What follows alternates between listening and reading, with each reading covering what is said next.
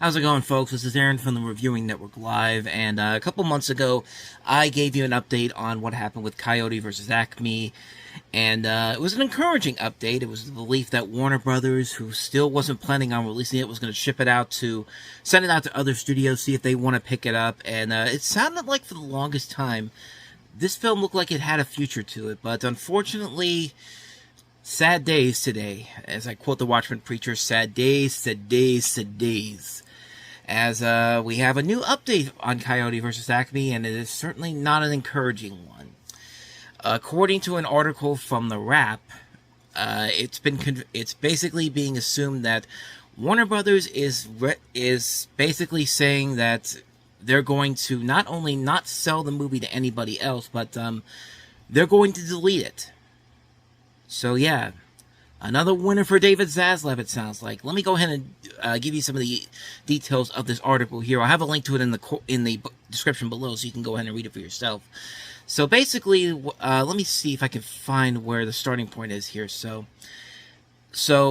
Okay, Warner Brothers has had enough. The call to producer Christopheria made that crystal clear. With Warner Brothers Discovery's fourth quarter earnings call scheduled for February 23rd, Coyote vs. Acme is running out of time. Many of the film's team feel that the studio will use the ending of the quarter to get the movie off the books for good.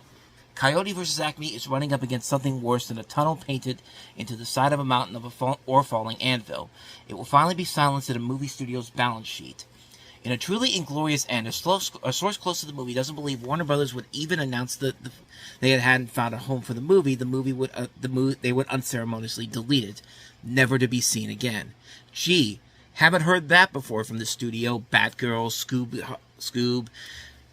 Following the death and potential resurrection of Coyote vs. Acme, there were screenings for interested parties. According to several people familiar with the situation, Netflix, Amazon, and Paramount screened the movie, which were received well and submitted handsome offers. Paramount even proposed a theatrical release component to the acquisition of Coyote vs. Acme that would allow Warner Brothers to save face and, more importantly, let audiences see the movie the way that it was meant to be experienced. But Warner Brothers, who stood to make $35 to $40 million on the tax write-down, wanted something in the ballpark of $75 to $80 million. So basically, they were trying to play the long con game with this movie. It's just like, they purposefully wanted more money. And it's just, I'll talk about it in a little bit here. Let me keep going with the story here. Information about the potential sale of the project got to Eric Bauza, an actor who's provided the voice for several characters in the film. In late December, he felt so optimistic that he shared a photo from the movie, Will Forte and the Coyote scene below on social media, saying, "See you in 2024. Behind the scenes, though, the news already around the movie was tightening. What makes the situation even more appalling is that, according to a source close to the project, the four Warner Brothers executives responsible for making the decision, CEO and chairpersons Michael DeLuca and Pam Abdy, along with Warner Brothers Animation's producer Bill Damashek and embattled CEO David Zaslav, hadn't even seen the finished version of the movie. Zaslav never saw the movie at all. DeLuca and Abdi saw a director's cut, and Damashki saw the first audience preview. Significantly, Coyote vs. Acme was developed and greenlight by a previous regime. The only executive that worked at the movie is still the company is Jesse Ehrman.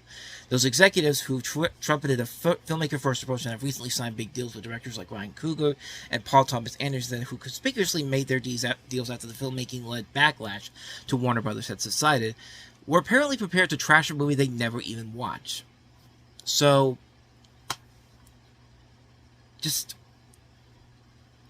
they never learned. They purposely upped the price, knowing that they were never going to do this. They didn't even see the damn movie. So, look, I know that this movie probably we haven't seen the movie yet. We don't know for certain whether or not this movie was going to be this grand masterpiece. But I'm sorry. You can't tell me that this or Batgirl would have been more enjoyable than anything that this studio has put out. I would rather watch this movie than The Flash again. Like, remember how The Flash, they tried to hype this up so much as the next big thing, and then it came out and it was one of the worst abominations of filmmaking ever? Like, I don't get it with this guy. Like, why are they still doing this? Why? Like, it makes no sense whatsoever. This guy clearly has a problem, not just with this movie in general, but it feels like he has a problem with the Looney Tunes, period. Like, it feels like what happened with Universal and Woody Woodpecker. Remember when Woody Woodpecker used to be like the big mascot for Universal Studios, and then Despicable Me came out, and then Universal made this really bad push to make the Minions the next their big mascots now, and whenever the new Woody Woodpecker project comes, they make him the most obnoxious and it's to put it in the most dumbest thing ever, like, because that's what happened with the last Woody Woodpecker movie, the one that was the one straight to DVD and was a big hit in Brazil, because, like, I feel like that's the same thing happening at Warner Brothers. Like, how can you do this to one of your biggest assets to your company? And it just makes no sense whatsoever why they're doing this. And it's just unfortunate, because you just feel like there was the belief that the studio may be turning around. Maybe they finally learned their lesson. They're never going to learn their lesson. They will, and this won't be the last time they'll do it, too. Like, it's asinine that they think that they're going to do this. It's just like, it's unbelievable. Like, this should be a fireable offense for David Zaslav, but of course it's not going to be, because that would mean Warner Brothers actually cares about the respect of their company. It's no wonder why people want to buy this company and save it. Like, I would rather see a company like Universal or Paramount save this company, because it's clearly going down the tubes in dramatic fashion. Like, this is like a roller coaster, except that this is even worse than a roller coaster, because at least a roller coaster will take you up at some point. This is a roller coaster that keeps going straight down all the way to hell, and then all the way down to China at this point. Like, that's how bad Warner Brothers is right now. And it's never going to change until they realize that this guy that's running the company is kind of an idiot, an asshole too, and a cancer. Like, he's the film equivalent of a guy like Donald Trump. Like, he's a guy that thinks he has all the control in the world and everybody likes him, when nobody really likes him. Nobody really gives a crap about what he does. Nobody gives a crap about him, except for the fact that he's a complete idiot that doesn't know how to run a company.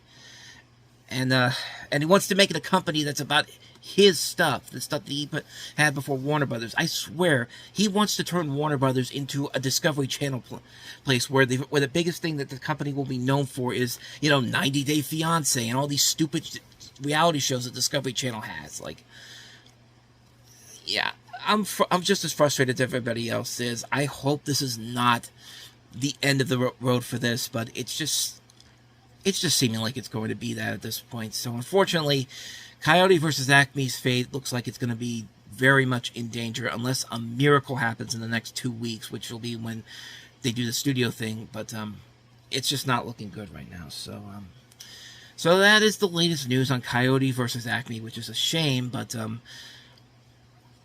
it's not like we can. I mean, the only thing we can do now is just hope and pray that the ghost of Christmas past, present, and future slaps the shit out of Zaslav and actually tells him to watch the damn movie. But I don't know how that's going to be. But yeah, just wanted to give a quick update on that. I know I'm not doing this in a regular Reviewing Network Live episode because of the Super Bowl coming up. I was going to make the Super Bowl rewatch the whole focus of that episode.